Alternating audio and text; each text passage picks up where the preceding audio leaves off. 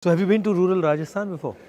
Actually, I've been to Nimrana and the villages around there, which is quite a remarkable development. Yeah. Because so many factories have come in, Yeah. and you can see a village transform.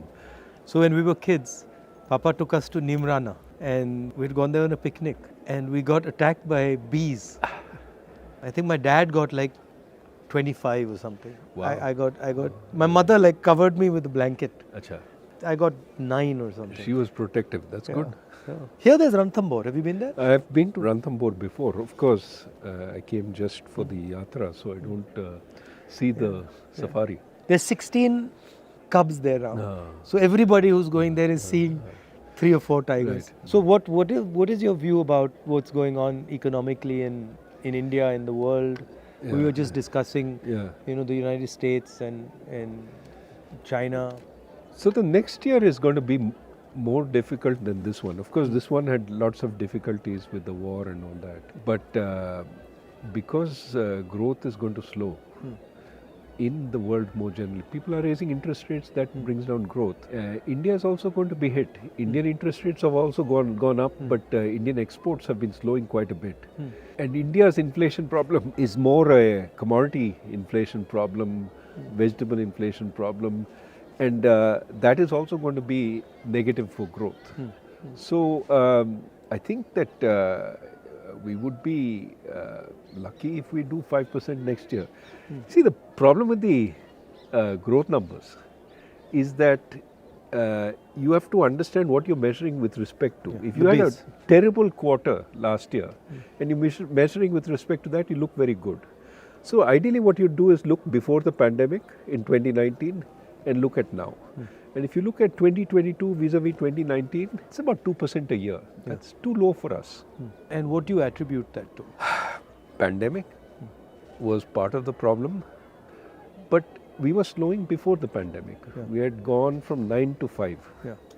And we haven't really generated reforms which will generate growth. इसमें हिंदुस्तान में एक और चीज़ हो रही है, 4-5 पूंजीपति बहुत अमीर हो रहे हैं और हर बिजनेस में वो जा पा रहे हैं और बाकी हिंदुस्तान जो है वो पीछे रह रहा है. जो किसान हैं, गरीब लोग हैं, उनका एक हिंदुस्तान बन रहा है और फिर ये 5, 6, 10, 15 लोग हैं जिनका दूसरा हिंदुस्तान बन रहा है. एक के सपने पूरे हो रहे हैं, एक के सपने नष्ट हो रहे हैं. तो ये इनइक्वालिटी जो बढ़ रही है, इसके बारे में हमें क्या करना चाहिए? ये तो बहुत बड़ी प्रॉब्लम है. सिर्फ वो इंडस्ट्रियलिस्ट के बारे में नहीं है. ये जो अपर मिडिल क्लास है, उनका तो आय बढ़ गया है पैंडेमिक में, क्योंकि वो घर से काम कर सकते थे. और जो गरीब लोग हैं उनको फैक्ट्री में जाना पड़ता था और फैक्ट्री बंद हो गई तो मासिक आय नहीं आई उनको. तो ये डिवाइड जो है पैंडेमिक में बढ़ गया. और जो सबसे गरीब है उनको तो मिलता है ये राशन में, उनको सब कुछ मिलता है. जो अमीर है उनका कोई नुकसान नहीं हुआ है. जो बीच में है, ये लोअर मिडिल क्लास जो है, उनको काफ़ी नुकसान हुआ. नौकरी तो बंद हो गई, बेरोज़गारी बढ़ रही है, कर्ज बढ़ रही है, वो कर्ज ले रहे हैं, ब्याज दर अभी बढ़ रही है. तो उनका तो काफ़ी नुकसान हुआ है और उनकी तरफ हमें देखना है. और जो नीति हम बना रहे हैं उनके लिए बनाना चाहिए, क्योंकि दर्द वहाँ पे बहुत ज़्यादा है. और ये भी है कि आप जो कह रहे हैं कंसंट्रेशन हो रहा है ये जो इंडस्ट्रियलिस्ट का, उसको भी देखना है. हम कैपिटलिज्म के अगेंस्ट नहीं हो सकते हैं, लेकिन कंपटीशन के लिए हमें लड़ना है. मतलब मोनोपोली के खिलाफ हो सकते हैं. मोनोपोली के खिलाफ हो सकते हैं, लेकिन कैपिटलिज्म तो ये जो छोटे बिजनेसेस हैं वो भी अच्छे हैं देश के लिए. बड़े बिजनेस भी अच्छे हैं, लेकिन मोनोपोली अच्छा नहीं है. रोजगार एग्रीकल्चर सेक्टर से भी मिल सकता है. तो उसमें फूड प्रोसेसिंग है, उसमें कोल्ड चेन है, उसमें फ्रूट्स एंड वेजिटेबल्स का एक्सपोर्ट है, वो सब है. तो सेकंड ग्रीन रेवोल्यूशन भी हो सकता है, आपका कहना है? सेकेंड ग्रीन, एक नए तरीका का ग्रीन, नए तरीका का vegetables, milk, dairy products, poultry, ये सब हो सकता है. और प्रोसेसिंग करना है यहाँ पे, क्योंकि यहाँ का लेबर यूज़ करना चाहिए. और खेत के पास. और मेरे ख्याल में उसका भी एक ग्रीन कंपोनेंट है. अगर आप सब ये प्रोसेसिंग खेत के पास करते हैं, जो आप इधर उधर बेच देंगे उसका वेट भी काफ़ी कम हो जाएगा ना, तो इसलिए एनर्जी कंजम्पशन भी कम हो जाएगा। और अगर हम आगे देखेंगे तो एनर्जी कंजम्पशन तो बहुत ही इम्पोर्टेंट चीज़ है और उसको कम करना चाहिए। और यूएस में क्या हो रहा है? यूएस में और बाकी दुनिया में क्या हो रहा है? अभी वहाँ पे तो महंगाई तो बढ़ रही है काफ़ी ज़्यादा, और महंगाई कम करने में ये जो सेंट्रल बैंक्स हैं वो कोशिश कर रहे हैं, वहाँ का आरबीआई, फेडरल रिजर्व या यूरोपियन सेंट्रल बैंक, और इसलिए ब्याज दर बढ़ा रहे हैं, और उससे तो उत्पादन की गति तो कम हो जाएगी। और इंडिया के लिए प्रॉब्लम ये है कि हमारे एक्सपोर्ट्स भी कम हो जाएंगे अगले साल, तो उससे तो एक्सपोर्ट्स तो काफ़ी कम हो जाएंगे और हमारा ग्रोथ, हमारा उत्पादन की गति भी काफ़ी कम हो जाएगी। जब मैं महाराष्ट्र से निकल रहा था तो वहाँ पे जो टेक्सटाइल इंडस्ट्री में काम करते हैं वो कह रहे थे कि बांग्लादेश ने अपनी एक्सपोर्ट पॉलिसी को बहुत अच्छी तरह यूटिलाइज़ किया है और उन्होंने एक्सपोर्ट पॉलिसी से अपनी पूरी वहाँ पे इंडस्ट्री को बहुत कम्पिटिटिव बना दिया। इसके बारे में क्या सोचते हैं? ये हमें करना चाहिए, कैसे करा जा सकता है? एक तो उनका सबसे इम्पोर्टेंट इंडस्ट्री है टेक्सटाइल्स, वो कपड़े बनाते हैं, और एक्सपोर्ट करते हैं, और उसमें उन्होंने 2-3 चीज़ किए हैं जो that has help them succeed.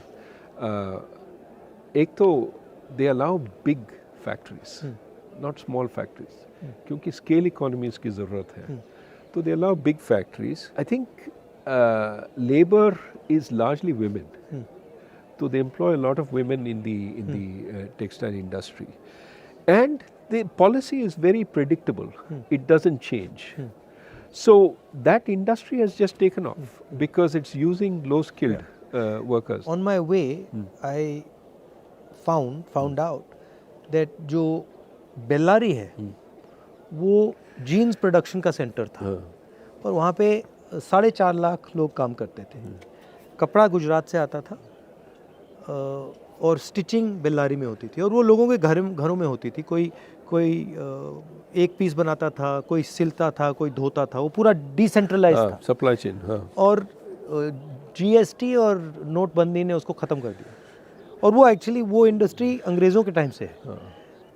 4.5 lakh लोग काम करते थे, आज वहाँ 50,000 लोग काम करते हैं, और वो सब मतलब ख़त्म हो गया। तो अपॉर्चुनिटी तो काफ़ी है, बट उसको फाइनेंस की ज़रूरत होती है, उसको सपोर्ट की ज़रूरत होती है। बहुत सारे क्लस्टर्स हैं हिंदुस्तान में जो अलग अलग चीज़ बनाते हैं, हर डिस्ट्रिक्ट में कोई ना कोई स्पेशलिटी होती है, तो उस पे फोकस करके, उनको मदद करके, उनको सपोर्ट देकर भी वहाँ पे इंडस्ट्री बनाई जा सकती है, बन सकती है। वो टेक्नोलॉजिकल सपोर्ट चाहिए, फाइनेंस, क्रेडिट लोन्स देना चाहिए उनको, और ये जो आप कह रहे हैं सर्टेनिटी अबाउट पॉलिसी, कि ऊपर नीचे नहीं जाएगा ये जो पॉलिसी, एक दिन आप एक्सपोर्ट नहीं कर सकते हैं, एक दिन हाँ एक्सपोर्ट ज़रूर कीजिए, नहीं, स्टेबिलिटी। तो मुझे एक बात समझाइए, आप आरबीआई में थे,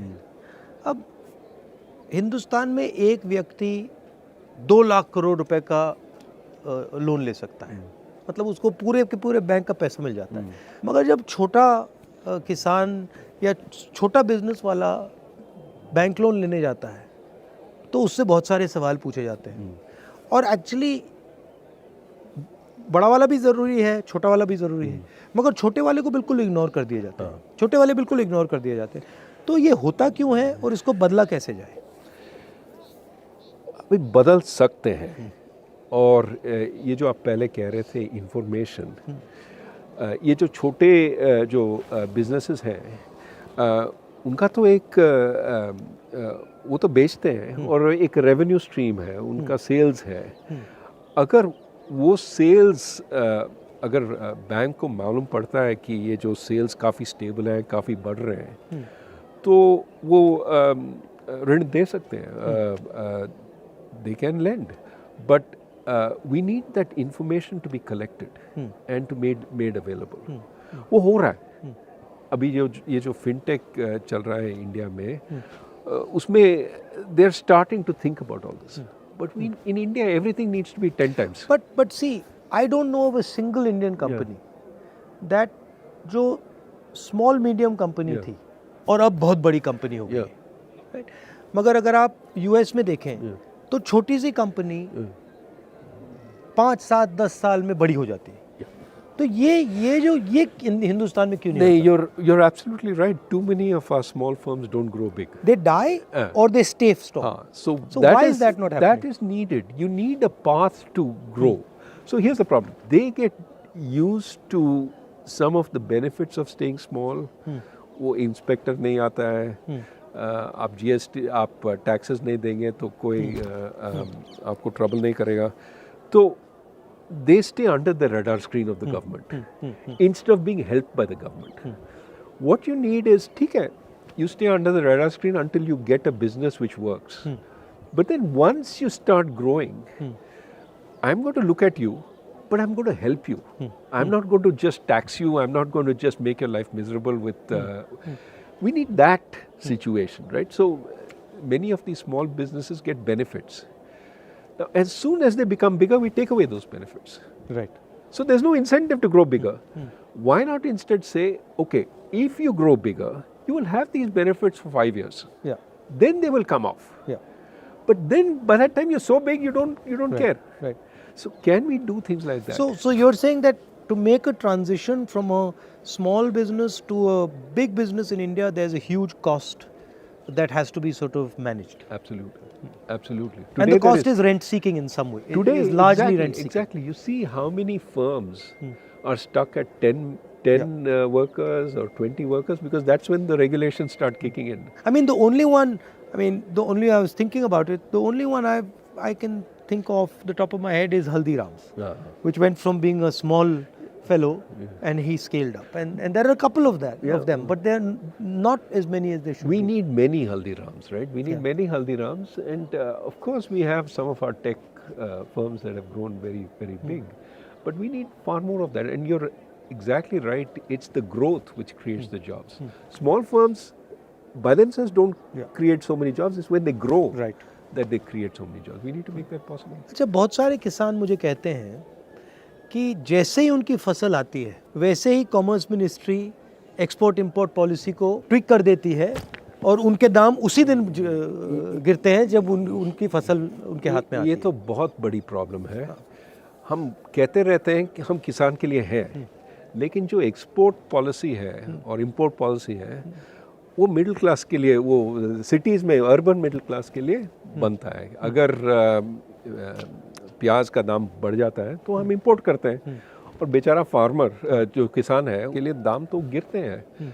तो मेरे ख्याल में एक स्टेबल पॉलिसी होना चाहिए एक्सपोर्ट इंपोर्ट. हाँ, अगर दाम इससे बहुत ज़्यादा बढ़ जाता है तो इंपोर्ट तो कर सकते हैं. ये जो एक्सपोर्ट बैन्स हैं वो नहीं करना चाहिए, क्योंकि एक्सपोर्ट बैन्स तो किसान के खिलाफ है. अगर आप किसान को कहते हैं कि आप एक्सपोर्ट नहीं कर सकते हैं तो डोमेस्टिक मार्केट में उनको बेचना पड़ता है और दाम तो कुछ नहीं मिलता. So how does one think about this unemployment issue, because it's everywhere. You know, I speak to kids and I ask them what you want to do, and they only answer five things. You know, lawyer, doctor, IAS, military, engineer. And so the imagination is, for most kids in India, is that we can only do these 5 things. And then the other thing is, most of them are not hopeful of getting even those jobs. नहीं, बेरोजगारी तो बहुत बड़ी problem है. और बात यह है कि लोग सिर्फ सरकारी नौकरी चाहते हैं क्योंकि उसमें पेंशन है, ये है, वो है और सिक्योरिटी है. और वो ढूंढते हैं, इम्तहान देते रहते हैं. और आप जानते हैं कि बहुत ही कम लोग सरकार में काम कर सकते हैं. अगर आप पूरे जो नौकरी है सरकार में आप उनको अगर ओपन भी करते हैं तो ज़्यादा से ज़्यादा 1%, 2% वहाँ पे एम्प्लॉय हो जाएंगे. तो इसलिए मेरे ख्याल में हमें प्राइवेट सेक्टर को बढ़ाना है, क्योंकि वहाँ पे नौकरी रोज़गारी आगे बढ़ा सकते हैं वहाँ पे. और एक तो प्राइवेट सेक्टर, एक एग्रीकल्चर में अगर हम टेक्नोलॉजी ले आते हैं वहाँ पे तो वहाँ पे भी नौकरी पैदा हो सकते हैं। और ये जो फॉर्मल सेक्टर है हम सिर्फ मैन्युफैक्चरिंग को देख रहे हैं, ये PLI स्कीम वगैरह, लेकिन हमें सर्विसेज को भी देखना है कि क्योंकि सर्विसेज में नौकरी काफ़ी ज़्यादा नौकरी पैदा हो सकती है। और आप पहले कह रहे थे कि अब एक नए तरीके की सर्विसेज की नौकरी आ रही है। ज़रूर। आजकल ये जो कंसल्टिंग फर्म्स हैं वो पहले अमेरिका में बेचते थे अपने सर्विसेज और इंडिया में बैक ऑफिस का काम करते थे, ये पावर पॉइंट प्रेजेंटेशन ये वो। आजकल वो इंडिया में कंसल्टेंट्स एम्प्लॉय कर रहे हैं, वो कंसल्टेंट्स काम कर रहे हैं जैसे कि वो अमेरिका में हैं और प्रेजेंटेशंस दे रहे हैं जूम पे। They are actually as if they are working in America, which means they get much higher salaries. But इसके लिए अंग्रेजी की ज़रूरत है। अंग्रेजी की ज़रूरत है और हायर एजुकेशन की ज़रूरत है। और हायर एजुकेशन के लिए प्राइमरी एजुकेशन चाहिए, सेकेंडरी एजुकेशन चाहिए। तो अभी आप जानते हैं ये पैंडेमिक हुआ है और काफ़ी सारे बच्चे अभी स्कूल नहीं गए, 2 साल के लिए नहीं गए। ना सिर्फ सीखे नहीं 2 साल के लिए, लेकिन भूल भी गए। तो अभी देर 3 years behind there class, time ज़ाया हो गया उनका। हाँ, तो अब क्या करेंगे, हम उनको वापस ले आते हैं और we don't take into account कि they not able to deal with the class there in. So the problem is we're going to suffer. These kids are not going to be able to do the high quality work. So we have to pay a lot more attention to education. One of the things that I'm noticing while I'm walking is what's being done to the small and medium businesses in this country. And the backbone of employment in the country, and all of them are complaining, and they're complaining of an unfair GST, they're complaining of course of demonetization, COVID, but they're also complaining of no support for small businesses, and most of them can't ever imagine transforming from a small business to a big business. That just, it's not even in their mind. Like I asked them, so do you see yourself actually scaling up? And they're like, well, no, that's impossible. So how do you think about that issue? No, so we have gone about this process of maybe unintended formalization. Demonetization forced a lot of companies that were informal to go out of business. GST is forcing a lot of small companies that earlier didn't pay significant taxes. Now it's forcing them to pay taxes, and they're uncompetitive if they start paying taxes. So this dual economy is being shut down. And of course, you need to create some reason for them to become formal. If, for example, they could get more credit from the bank as they became more formal, they could show their receipts, they could show but credit is also very slow right now. So the benefits of formalization are not there, the costs of formalization are there. Right. And so many of them are hurting. Now, what is true is as they shrink, our bigger firms are doing very well because they're occupying some of the space. So in a sense, the inequality between firms is increasing. You look at profitability amongst the big firms, it's very good. And they could also raise money during the pandemic, which our small firms couldn't. What you want is to give the small fellow a chance to sell and not put a whole lot of burden on him. The big fellow can take care of paying the taxes and all that. तो ये अगर आप हिंदुस्तान की history देखें, एक बहुत क्रांतिकारी कदम स्वतंत्रता आंदोलन से आया, उसके बाद हरी क्रांति हुई, उसके बाद सफ़ेद क्रांति हुई, उसके बाद जो कंप्यूटर रेवोल्यूशन हुआ, तो अब क्या रेवोल्यूशन हो सकता है? 2 तरह के रेवोल्यूशन है। एक तो मैं अभी हम बात कर रहे थे सर्विस रेवोल्यूशन। हम यहाँ से अमेरिका में काम कर सकते हैं without going to America. Okay, that is one. जैसे डॉक्टर हैं, they can provide telemedicine services to the US and earn a lot of foreign exchange. Our service exports are 250 billion. Just grow that. That will make us a superpower in exports. So एक वो है। दूसरा ये है, आप हरी क्रांति के बारे में बात कर रहे थे, ग्रीन रेवोल्यूशन, लेकिन we have a new kind of green revolution. Yes, sustainability, emissions. If we push on that, we can be at the frontier, building windmills, building solar plants, making our buildings green. And the most damage from climate change will be in South Asia. You've already seen Bangladesh suffer, you've seen Pakistan suffer. India is not far behind. We occupy the same territory. So we have to push very hard for a green revolution elsewhere. But also we can be at the forefront because everybody is trying to get in. We can make a lot of windmills, solar, because we have a huge demand. But we can also, innovate. And so I think there are lots of possibilities. But we should be forward thinking. मैं एक बार parliament में जा रहा था और parliament के वहाँ पे जो सिक्योरिटी गार्ड्स हैं उनसे मेरी दोस्ती है. तो मैंने उन एक सिक्योरिटी गार्ड से पूछा, भाई क्या कर रहे हो? तो उसने मुझे कहा बहुत मज़ा आ रहा है. मैंने कहा क्या हुआ? उसने कहा मैंने अदानी के स्टॉक खरीदे हैं और उसके बहुत सारे पैसे बन रहे थे. मगर मैंने सोचा कि वो सैलरीड क्लास का है और ऐसा काम करना उसके लिए काफ़ी रिस्की है, मगर उसको रिस्क नहीं समझ आ रही. स्टॉक मार्केट बढ़ती जा रही है और मैं देखता हूँ, टीवी पे देखता हूँ कि एडवर्टीजमेंट्स आते हैं कि भैया स्टॉक मार्केट में इन्वेस्ट करो. और जो सॉर्ट ऑफ रिलेटिवली फाइनेंशियली कमज़ोर लोग हैं वो भी इसमें वो अभी स्पेकुलेट कर रहे हैं. तो इसमें काफ़ी रिस्क होता है. तो इसके बारे में आपकी क्या राय है? जो रिटेल इन्वेस्टर है, बिल्कुल नया है और मतलब थोड़ा सा पैसा है उसके पास, वो पूरा का पूरा इसमें डाल रहा है. ज़रूर, वो समझते नहीं है. वो देख रहे हैं कि इसका रिटर्न बहुत ही अच्छा है तो इसमें हम पैसा डालेंगे. लेकिन प्रॉब्लम ये है कि वो एनालाइज नहीं करते कि रिटर्न क्यों है, कहाँ से आया. अभी आप देखते हैं अमेरिका में ये जो क्रिप्टो करेंसी का प्रॉब्लम है, वहाँ पे भी रिटर्न बहुत ही ज़्यादा था.